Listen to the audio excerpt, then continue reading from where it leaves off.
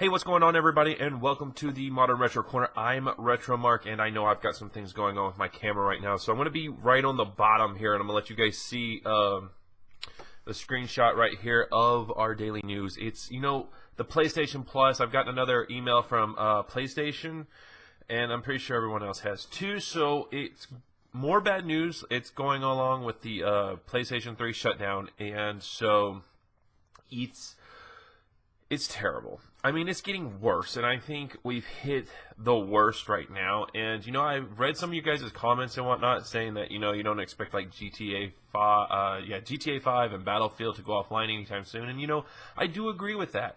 I heavily agree with you guys on that, and I do expect to see a lot more sometime next year to, a lot of things getting shut down. So right now, as you're seeing, it says, as a reminder, after March 8th, 2019, the monthly games provided to PlayStation Plus members will no longer include PlayStation 3 or PlayStation Vita titles. Now, any PS3 or PS Vita monthly games downloaded or previously added to your download list prior to March 8th, 2019 will still remain playable for as long as you remain a PlayStation Plus member. Beyond March 8th, 2019, PlayStation Plus monthly games will only include PlayStation 4 titles. All other features and benefits of the PlayStation Plus service will remain unaffected. So this is really hard to not only explain but to grasp in concept, that Sony is basically saying, we're done with the PlayStation 3. We're no longer doing anything with it, basically. They have just cut life support off of it. So whatever little life is still in it, this is it. This is a whole shebang. This is everything that's going on right now. And so, it's one of those things that, it's really sad. I remember the PS3 coming out, and it was this big ordeal. Everybody wanted it. And of course, I remember people going on eBay. And it's the same deal like it is with any system. Everybody goes, oh, I got to buy this huge, I've got to buy this system. And then, then I've got to resell it on eBay. Of course, the PlayStation 3 was all sold out whenever I was wanting one. And of course, I bought mine through eBay. And I think I paid like $400 for mine. And, so, and I remember getting a 40 gig, because you couldn't get the 60 or 80 gig. I remember getting only the 40, but that was enough for me. Well, and that was back in the day. So, right now, another thing that says is, if you do not wish to cancel your PS Plus membership to continue after this change has taken place, cancel your subscription or turn off auto renewals so your membership ends by March 8th. So basically, they've just, like I said, they've cut off all life support to the PlayStation, and there's no longer going to be free games as of March 8th. For some reason, when I was reading this, I thought it said March 18th, and I thought March 19th, but it said March 8th, and now, I don't know anybody who actually plays at PlayStation Vita anymore. Really, I don't know anybody who has a PS Vita. I do, just for my collection, but I don't. I know that you guys were talking when I did my video on the PlayStation 3 shutdown, that there's a lot of you that are still playing your PlayStation 3, and that's quite amazing, really. During March, I believe coming up here soon, I would say sometime in January, maybe February, the closer it gets to March, we're going to see I think a complete shutdown of the PlayStation 3.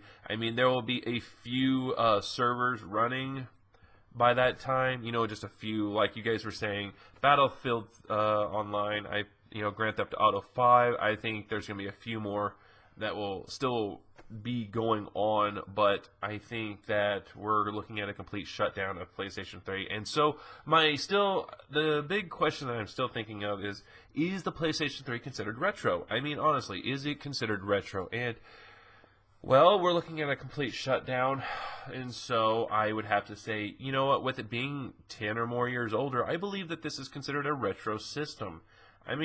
We all think that NES. I remember. Let me back up for a second. I remember discussing this with one of the people I used to work with, and he was a pretty big collector of the NES titles and of games just in general, and so he said, he goes, there's retro, you've got your modern systems, then you've got your retro systems, and then he goes, then you've got your antique systems. I guess you would consider it archaic systems. And he says, he was going to explaining it like you have the Atari 2600, anything below that, such as the Magnavox Odyssey, those would be considered archaic. And I was like, what? And then he says you have your NES system, which is considered antique. He says since it's been around for 30 plus years, you would consider it antique. Anything retro would be considered 10 or more years older would be considered retro. So I was I was like, wow, I was looking at it in a different perspective at that. I'm like, hey, you know what? That kind of makes sense a little bit. So I mean, I don't know. What do you guys think about that? I mean, I feel that's something that's considerable. I think I feel that would be something interesting. Archaic. I mean, the word archaic, even though it does mean old, very, very old, and Magnavox Odyssey and all that stuff is very old. But that's something that's kind of interesting. I mean, I might have to make a video just on what is considered old, what is considered retro, what's considered ancient, archaic. I mean, honestly, I don't think there's really a guideline that actually tells you what is what is this, and so we'll have to explain that later on in a video. But right now, guys, it's the PlayStation 3. It's sad. It's really, really sad. I mean, come on. I mean, think about it. I mean, it's the PlayStation 3. We went into something that had, well, back in the day, superior graphics. I mean, we're sitting here going, wow. But then, I look back and I look at the PlayStation 3 and I go, wow, you know what? It didn't have a lot of RAM. It had the GPU, but it didn't have a lot of RAM. It didn't have a lot of all of this, and so it was it's just interesting. I mean, there were a lot of load times on the PlayStation 3, and I was like, But, I mean, like, to see that they're cutting it off, and you're not going to be able to play. I mean, you'll still be able to play your downloaded games. You'll still be able to download those games, and you'll still be able to play the games that you have in your download list. But you will not be able to do anything. You will not be able to download any more games whatsoever with the PlayStation 3. So March 8th, no more games, no more free games, no more nothing. And right now, what are we at? We're at on 12, 13 years with the PlayStation 3. So I mean, yeah, I guess this is it. So guys, basically, no more PS Vita titles for free games. For free games, we're not saying that they're not going to be making games for PS3. We're not saying that they're not making PlayStation Vita games right now, because I think in Japan that they're still making a few. I believe that they've just basically cut off PlayStation 3 here in North America. I believe. I don't know. Don't quote me on that. But still, here you guys are reading the email right here, and I'm just letting you guys know. Here it is. It's just going to steadily get a little bit worse until finally, they give that email saying, hey, we're cutting it off completely. So, what do you guys think? I mean, it's heartbreaking. It's just more and more bad news. So, tell me what you guys think in the comments below. And here later on, I will put a link in the description down below to my website. And I'll have it all posted up if you guys want to check it out there. But it's a sad day, and it's just getting sadder. All right, guys, I'm Retro Mark, and I'll see you guys next time, all right?